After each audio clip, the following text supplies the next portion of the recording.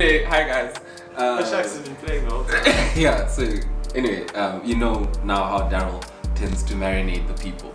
You know, tells them that he reads a lot of books and he has a general vase. You know, educated. Yeah. Is that guy from Bulldogs? No, not Uncle Ruckus. Come on. No, not Tom. It's Tom. Oh, Tom, yeah, the lawyer. The educated, the one who marries the. How does it start? Like, how do you put a book inside the conversation? What do you mean? I'm sure you lead the conversation towards a book. Oh, when I'm on a date. Yeah. Nah, you see, the thing is that like it's like all things in life. You have to make it flow. You don't just like. So what are you reading? No, it has to flow in. Like so that's interesting what you said. Like I found out of a book that I read when you start and then you're releasing content, boy. You're releasing content. Can I tell you? I've seen how you do things. You probably hit someone with like, yeah. So this Deep one voice time, though. yeah, deep voice. Like, yeah, this one time I was reading this book. Now that you mentioned that concept, because Daryl always liked concepts. He always tells you that he was reading research, and then he name drops some researcher like Freud. Like he name drops a lot of even wrong. You don't even know. Yeah, you don't even know. And I pronounce it the way you won't even know how to spell it. You'll never go find it.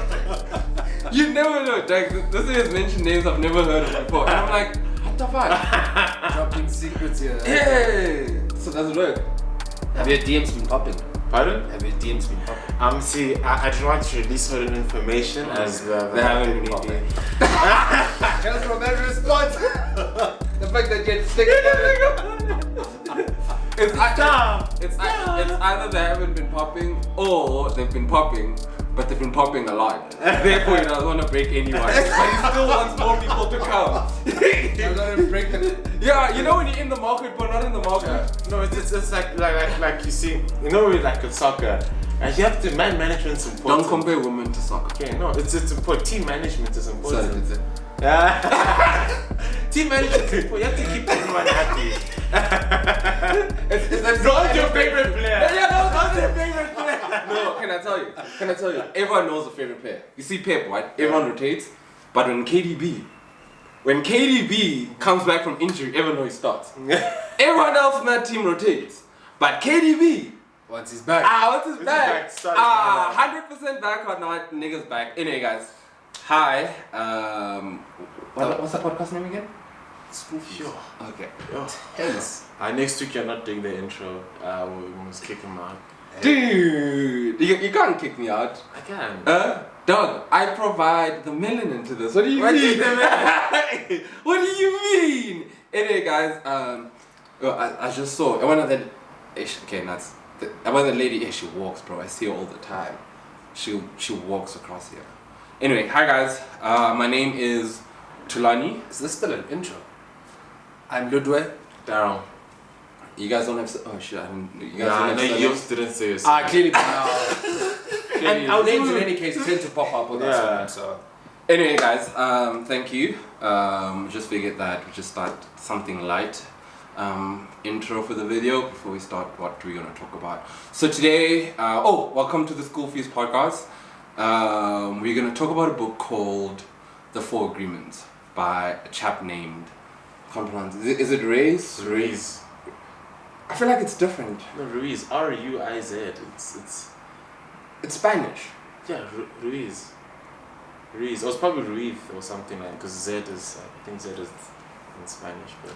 I feel like this is a common theme. Every time we need to pronounce it, someone butchers it, it goes left, and it never goes right. It's tough. It's tough. But we all know how to pronounce Nietzsche. That's and it's the weirdest one in terms of spelling. That's because we hear people say it. That's very also true. But I actually didn't know how popular this book was. The Four Agreements. It's Really? actually really, really popular. Yeah. Okay, quick question. Do you guys think that popular books are genuinely good books? Good one. I think if it's the author's first or second, then I tend to think they give the sort of their best ideas. And then cool, a book becomes popular because obviously it resonates with a lot of people and there is some meaning behind it, right? I think then afterwards, it's like then the author is very well branded. Then it's like marketing machine going for it. Do you think Malcolm Gladwell has deteriorated? Wait, what's his popular? Is Outliers? I don't think Outliers is his first book. No, it's not. I think his first book is The Gold Mines. The Gold Mine Effect. Is it The Gold Mine? Something like that. Outliers was the one which obviously blew Took out. out, yeah. I think it's also gold mining. Is it the gold mining effect? Outlines is first, second, third. I think it's his second or third book. And then who's the guy that did Rich Dad Poor Dad? Do you think he's Robert gone Kiyosaki. down? I think that was one of his first, right? And that was a long time. Was it not in the 90s? It was in the late 90s. But then obviously he It was came up before with like dot those com boom. books and games. And he continued. Yo, Shem. No, but he's been at it. It's kind of like those coupe niggas. He's done a lot. Yeah, every year there's a rendition. It's kind of like those coupe. No, it's kind of like the coupe niggas. It's really These like, guys dance. Every day is a new video. Yo, consistent. Then they'll call it their cousins. Yeah. Their cousins on their boys. Apparently every week there's a new one. There's a new one. And they're always there. Gents are consistent, bro. And they always. Something that apparently we like. At least I got better consistency than us. You gotta follow the niggas. Anyway, the book is called The Four Agreements. We won't do a review on the book, but we'll talk about the concept of the book. I feel like it's easy because you can get the review of the book elsewhere, right? Yeah. Some of those books, it's very hard to do a review on like life living concept, right? Because it's quite relative, but we can only talk about the specific concept. So what I'd like us to do is talk about each concept, Sure. and what it means, right? So first concept that I want to talk about is, okay, the book has basically the four agreements, right? The guy is of the belief that if we follow these agreements, we live a peaceful life. Tell us where the agreements come from. Ooh, interesting one.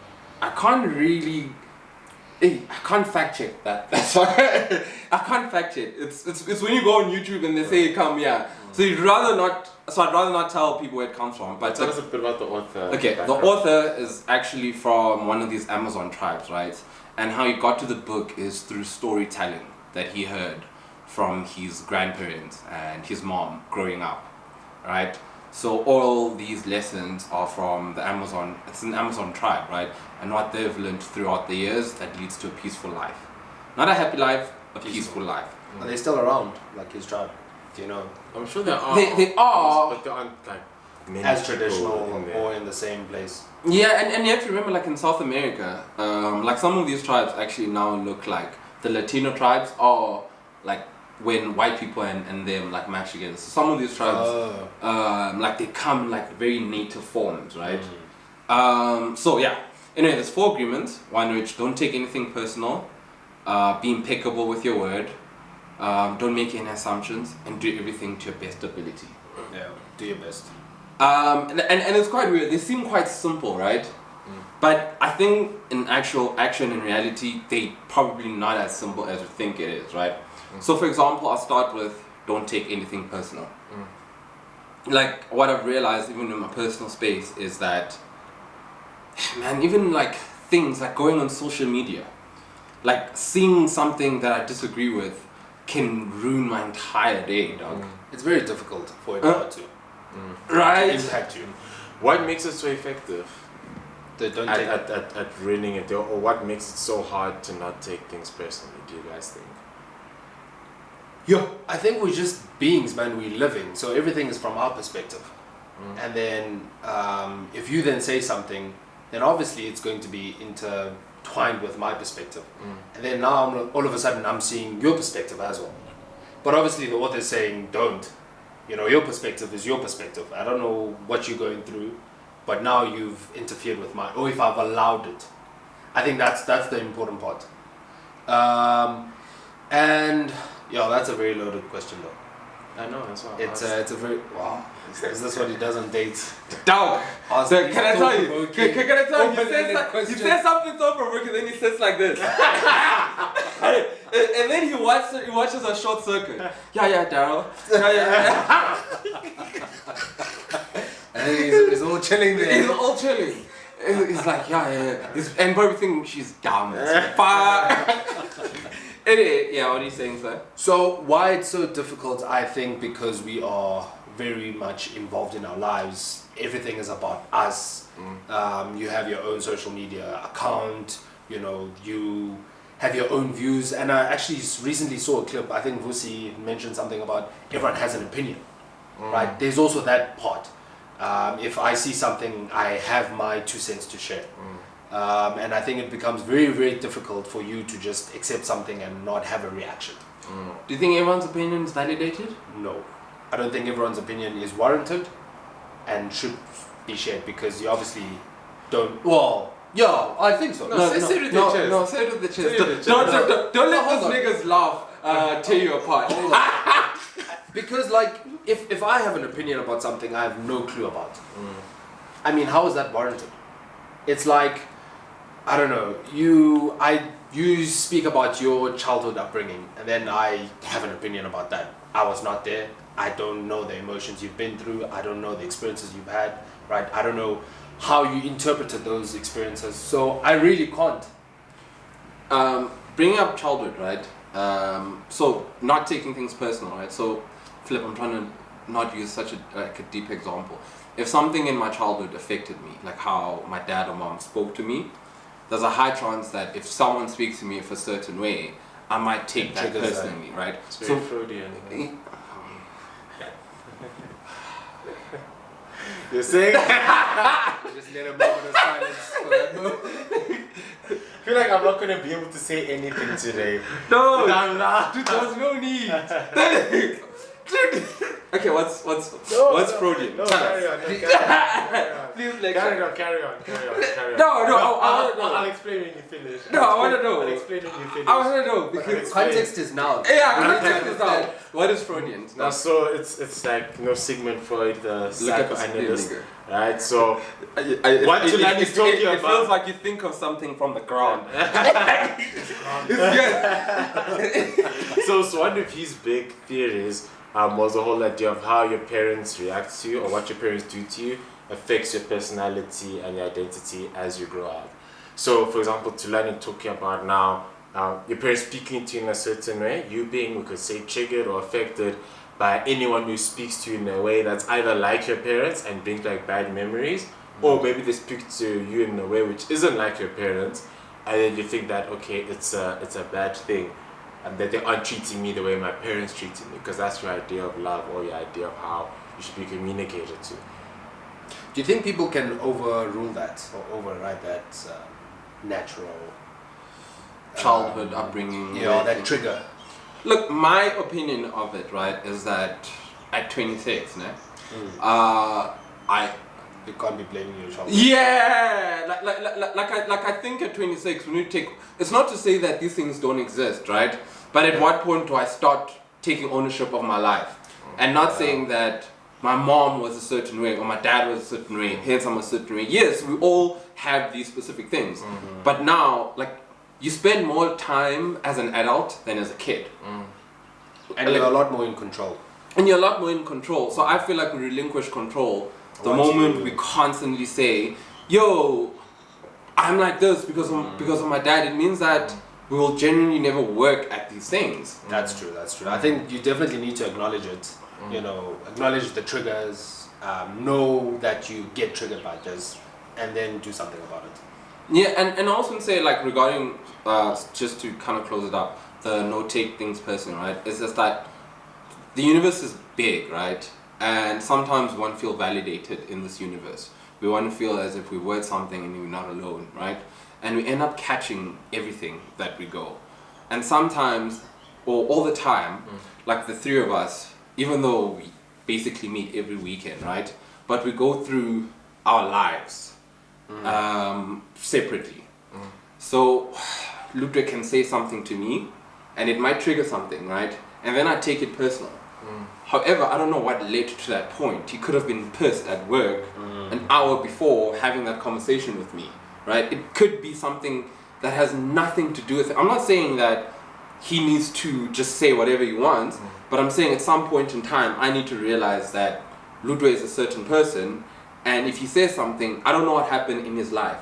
So I can't just walk around trying to catch anything that Rudy gives to me, right? So even in criticism, I found this to be the same. Is that like, let's say I have a girlfriend, right? And you guys are about to have that hard conversation, like, I don't like this, right? 9% of the time, she's gonna feel as if you're personally attacking her. But sometimes, I'm not personally attacking you, I'm just telling you how something makes me feel. And whether you wanna do something about it is up to you. And like, we get to a point where we're so caught up with ourselves that we just take anything because I need to feel as important as I can, right? And then that leads me to the second one, which is don't make any assumptions. Yeah, no, the author had it to us, eh? Right, the second one is don't make any assumptions. With the same example of like speaking to a girlfriend or boyfriend or whatever that you choose, right? If you identify as an egg and you want to date other eggs, it's up to you. So like, yo, dude, I feel like I'm better now, yeah? But like I used to be like horrible at this, like making assumptions about it. It's worse for me with women. How so? If he doesn't respond after 3 hours, Hey. hey, you panic, bro. Hey, you panic. That's stress, boy. Did she find another gent? Are they piping her up? Of the worst. No, it's But do you think that's an insecurity thing, or do you think that's just you trying to make up a scenario to make yourself feel better? I think it's both. What do you think? I think it's confirmation bias. I think to add on to what you said previously. You offended him before. That guys.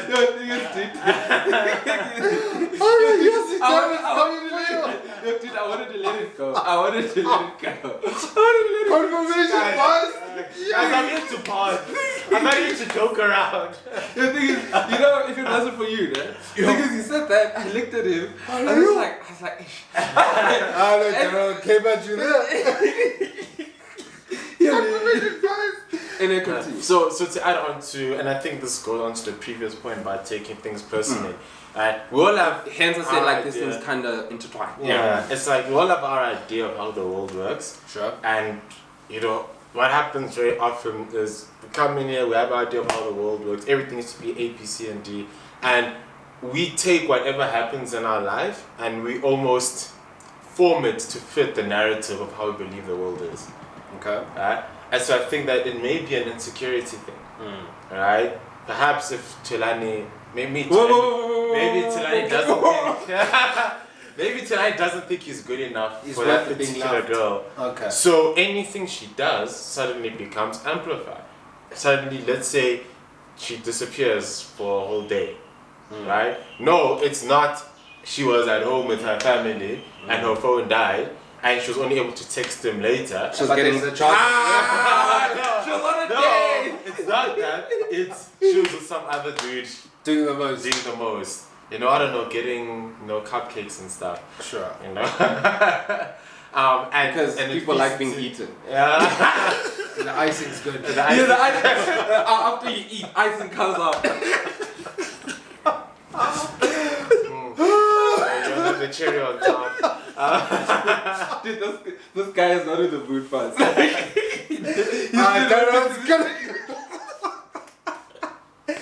You came here for a cause and we just reading it. And then continue. Yeah, and so it's like you make everything fit that narrative.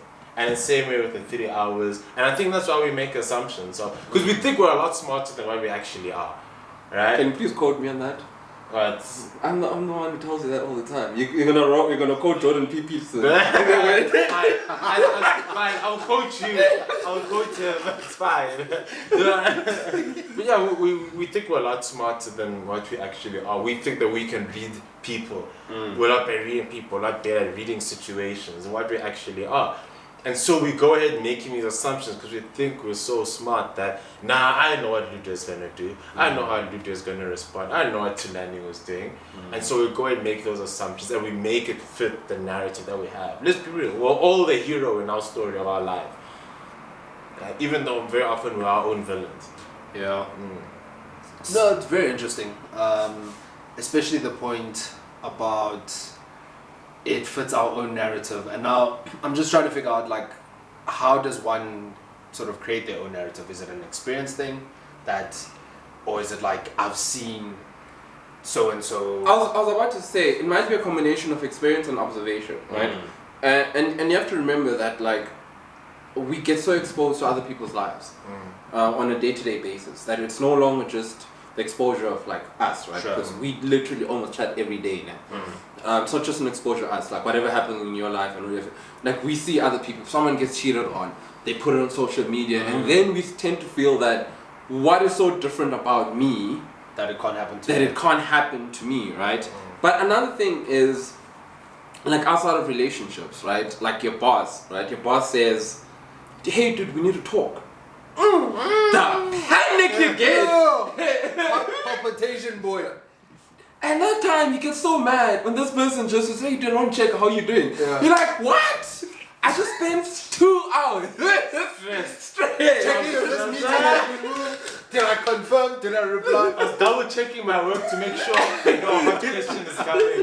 Like, and I think that's the worst. They don't tell you what they want to speak about, so you can't even prepare. Especially if you say it like a vague voice. Because you have no idea. You What if they shouldn't pull up bro. something from 2 months ago? I don't remember. I'm gonna be like, oh, Okay, then here's another question.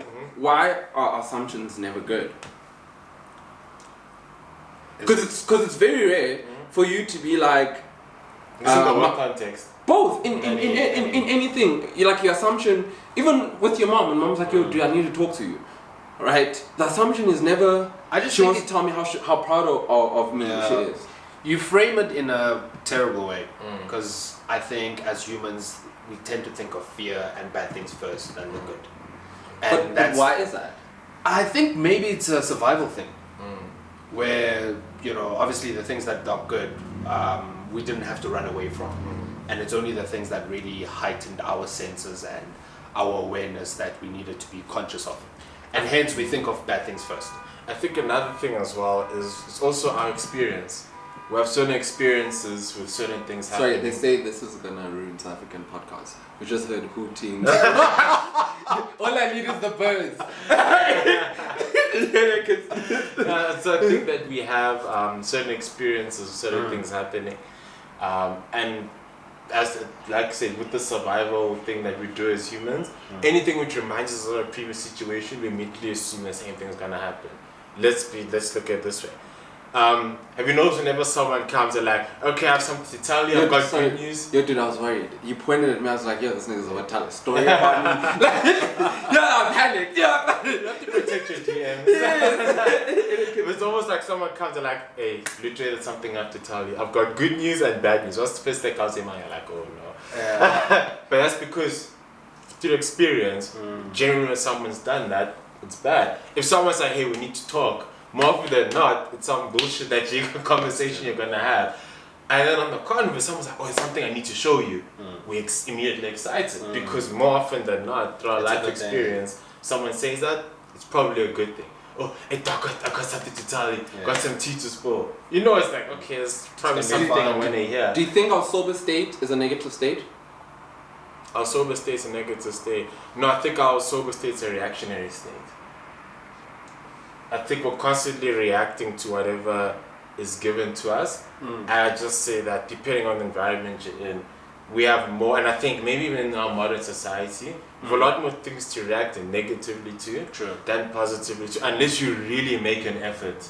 Someone mentioned something about like even just listening to news on a daily basis. You literally just become a negative person. I can't. And it was the whole thing, misery loves company, right? Yeah, so I think maybe we tend to react to a bit more of that. But negativity sells. Of course it sells. So mystery, juicy things. Yeah, like for example, topics, yeah. if we wanted to be popular right now, right? We switch this thing up, and all we talk about in our conversation as examples are when people cheated, when we cheated, or how crappy our bosses are, and all these things, right? There's a high chance that we might have more people relate to it than not. Or you might have someone disagree with it heavily and then comment on it, so then another person like speaks about it, that's what sells, right? Very And controversial things, yeah. yeah, and I actually really don't get it because like our lives as they are very sad lives, right? So it feels like we continue catch more sad things to validate our sadness. Yeah, you're right. I think the author did mention something about that validation of, I guess, your issues and how it makes you feel heard, it makes you feel worthy, but it still makes you sort of stay in the same state. Yeah, it's not gonna change your outcome. It kind of just gives you a short boost, emotional relief. What's the last assumption that you made? Actually, for both of you guys. The last assumption that I made? Well, I think it was today, when you were away. Don't tell people that. Don't tell them what. You asked. Oh, Daryl's coming for you today! So. No. Let me explain. Hold on. Let me explain. So Tulani was late today, right? Because he went to the mall to get some stuff. My assumption, when I came to security like he's not here, right? When they say he's not answering, my first assumption was like, this bastard was drinking last night. Now I'm supposed to record today, and now he's busy sleeping with my hangover. That was my assumption. Wait, can I tell you? Like the last video, right? Like I was looking at it, and it's like, yo, that was odd. Like I was looking at it, I was just like, I'm never drinking like that. I was like, if you record, I'm never drinking again. The day before. Yeah, I was like, it was bad. I was looking at the video and I'm like, yo. I was like, yeah, I'm not doing this. And I remember before we recorded, we spent like a good hour to 2 hours. And I was Just buying chilling. time. Yeah, I was buying time. So we need to up the energy. I remember I even lied to you, gents. I was like, yo, gents, before we have conversation, we just need to talk more so that it flows better. At that time, I'm like, God, this bastard is hanging. yeah. What's your last assumption, sir? It was actually similar. I thought Daryl would be late today. Give us that he said on the group bumper to bumper. Thing is, I'm like on a Saturday. that was also my thing is I made plans. The reason I left was because you said bumper to bumper. I was like, this nigga left at 12. Anyway, yeah. So on to the next topic now. So we'll discuss the next two Yeah. in the next video. Stay tuned.